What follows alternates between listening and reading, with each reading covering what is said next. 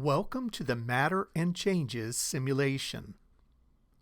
Observe the position and motion of the blue particles inside the container. The temperature reading should also be noted. Select the Liquid button on the right side of the screen. Observe how the motion and position of the particles changed and the new temperature reading. Select the Gas button on the right side of the screen. Again, see how the position and motion of the particles changed and the new temperature reading.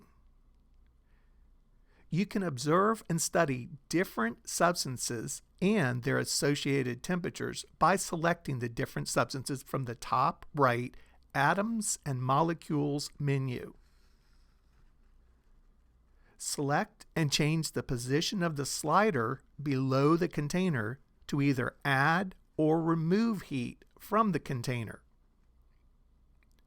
Select the orange Reset button on the bottom right side of the screen to return the screen to its original state.